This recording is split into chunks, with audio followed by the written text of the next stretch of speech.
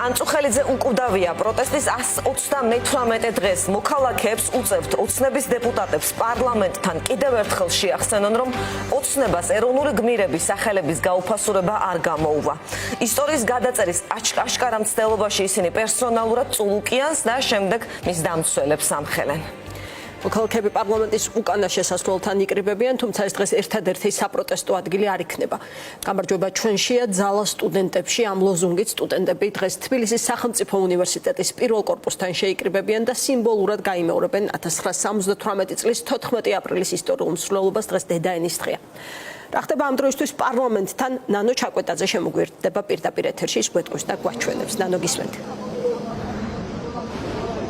დიახ, ანწუხელიძე უკვდავია. ამ სახელწოდებით საპროტესტო აქცია ამ წუთებში იწყება რეჟიმის პარლამენტის შენობის მიმდებარე ტერიტორიაზე, ეგრეთ წოდებული საგამოძიებო კომისიის ხდომის პარალელურად აქ ნელ-ნელა იკრიბებოდნენ და ახლაც იკრიბებიან ამ წუთებში აქციის მონაწილეები, ხმაურითა და პროტესტით ისინი რეჟიმს, ასევე რეჟიმის ეგრეთ წოდებულ საგამოძიებო კომისიასა და მის ეგრეთ წოდებულ თავმჯდომარეს თეა წულუკიანს შეახსენებენ, რომ არც ამ კომისიით და არც ამ კომისიის გარეშე, მით უფრო რეჟიმის ისტორიის გადაწერა არ გამოუვა. ანწუხელიძე უკვდავია, ხედავთ ამ პოსტერებს, ეს პოსტერები მოქალაქეებს უჭირავთ ხელში, ისინი სკანდირებენ სწორედ ამ შესახილები ისმის აქ დრო და დრო, რომ ანწუხელიძე უკვდავია, რეჟიმი ვერასოდეს შეძლებს, რომ წაშალოს ქართველი გმირების სახელები და მათი კვალი, ამას ამბობენ აქ შეკრებილი ადამიანები, მიუხედავად იმისა, რომ დღეს ყურადღების ეპიცენტრში მოქცეულია 20 ივნისის მოვლენები და აქ შეკრებილი ადამიანები ცალსახად თანხმდებიან, რომ მნიშვნელოვანია 20 ივნისის მოვლენები, ამ პროცესების შეფასება ამდენი წლის შემდეგ,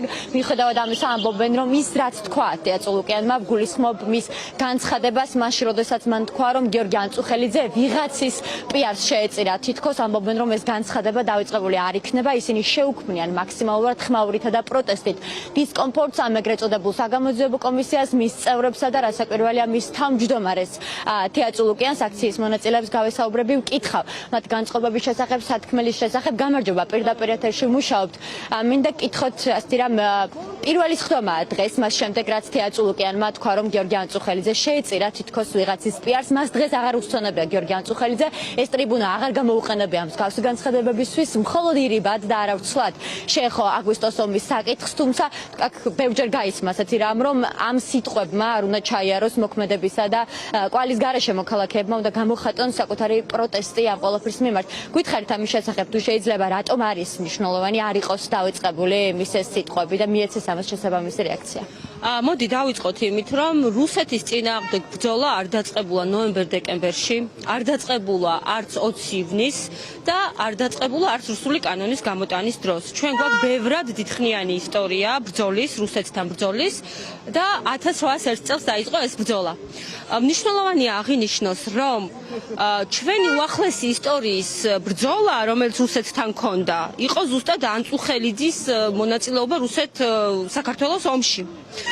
ანწუხელიძე არის გმირობის სიმბოლო, ანწუხელიძე არის შეუდრეკლობის სიმბოლო, ანწუხელიძე არის ჩვენი ქვეყნის გაუტეხლობის სიმბოლო. ძალიან ნაწუხებთ ანწუხელიძე. ძალიან, იმიტომ რომ მათ დავალება აქვთ რუსეთისგან, რომ დაადგინონ, რომ ომი ჩვენ დავიწყეთ, საქართველომ დაიწყო ომი.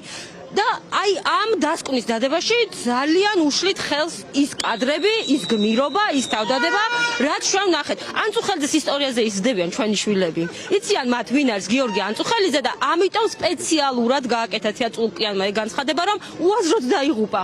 არ უნდათ რომ გიორგი ანწუხელიძე ჩვენს გონებაში იყოს გმირი, მათ უნდათ რომ ის წარმოგვიჩნდან უაზროდ დაღუპულ შემცდარ ადამიანად, რომელიც მსხვერპლი იყო. და აქ იმიტომ ვართ, რომ მან თქვა, თეა წულუკიანმა თქვა, ვინ აგვიკრძალავს ამ სიტყვების თქმას. აი ეს არის ყველაზე დიდი ტრაგედია. ჩვენ მას პასუხი უნდა მოვთხოვოთ, ჩვენ უნდა გავაპროტესტოთ და მარტივად ვერ უნდა გადიოდეს და ვერ უნდა შედიოდეს იმ პარლამენტიდან, რომელიც უზურპირებული აქვს. კი ბატონო, დიდი მადლობა თეა წულუკიანს იმისთვის, რაც თქვა წინას ხდომაზე, პასუხი უნდა მოვთხოვოთ, ამას ამბობენ აქ შეკრებილი ადამიანები, აქციის სხვა მონაწილეებსაც გავესაუბრები. გამარჯობა.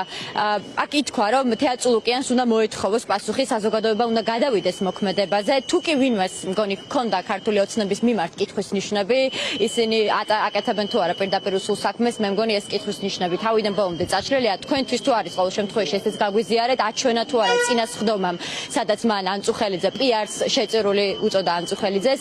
გითხარით რა რეაქცია უნდა მისცეს ამას საზოგადოებამ, რა უნდა დაუპირისპიროს? პირველ რიგში მინდა გითხრათ, რომ ჩვენ ხედავთ, რომ თიაწულუკიანს აქვს რუსული კომისია შექმნილი, რომელიც ცდილობს, რომ საქართველოს უახლესი ისტორია გადაწეროს, თითქოს და ომი დაიწყოს საქართველოს 2008 წელს და თიაწულუკიანი თავის დამქაშებთან ერთად, მე შემიძლია დამქაშები ვუწოდო იმ ადამიანებს, ვინც მისი კომისიის წევრები არიან, ცდილობს, რომ ქართველი გმირები, მათ შორის გიორგი ანწუხელიძის სახელი შებრალოს და რუსული პროპაგანდა გაატაროს, რომ თითქოს და გიორგი ანწუხელიძე შეეწირა პიარს. გიორგი ანწუხელიძე არის ადამიანი, რომელმაც იბრძოლა იმისთვის, რომ საქართველოს ყოფილიყო დამოუკიდებელი და ჩვენ თვითონ ჩვენგანი მაქსიმალურად ვეცდებით, რომ დავიცვათ ჩვენი გმირების სახელი, რაც ყველაზე მნიშვნელოვანია.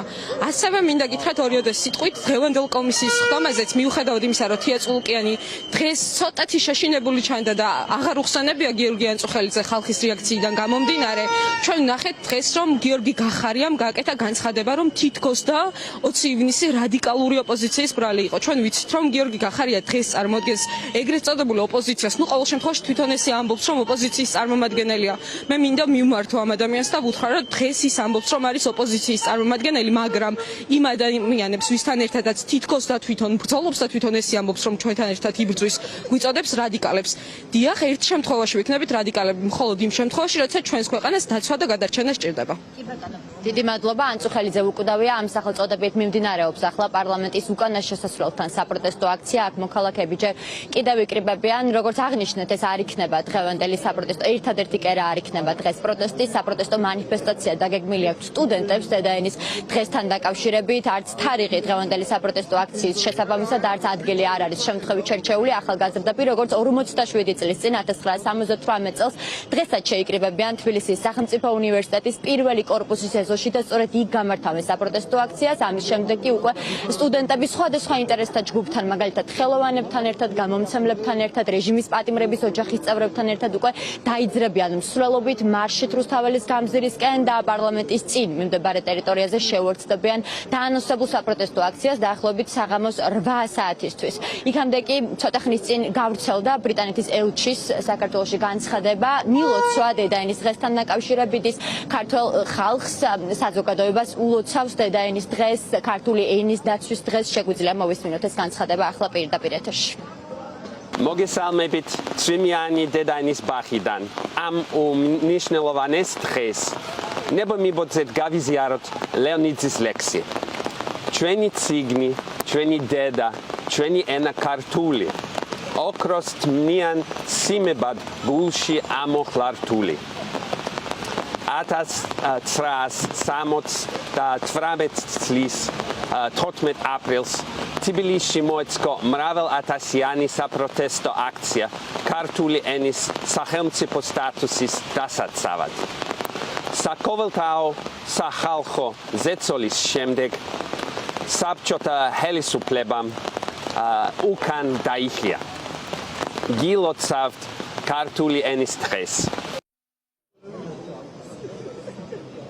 ბოლოს გეტყვით, რომ უკვე 2 საათიც აღარ რჩება და საპროტესტო აქცია დაიწყება. სტუდენტების მსვლელობა მარში დაიძრება თბილისის სახელმწიფო უნივერსიტეტიდან საღამოს 7 საათზე. აქ შეკრებილი ადამიანები სწორედ თესეუსთან გადაინაცვლებენ და მოქალაქეები, რომლებიც შეიკრიბებიან თბილისის სახელმწიფო უნივერსიტეტის პირველი კორპუსის ეზოში 47 წლის შემდეგაც უკვე დაიძრებიან რუსთაველის გამზირისკენ.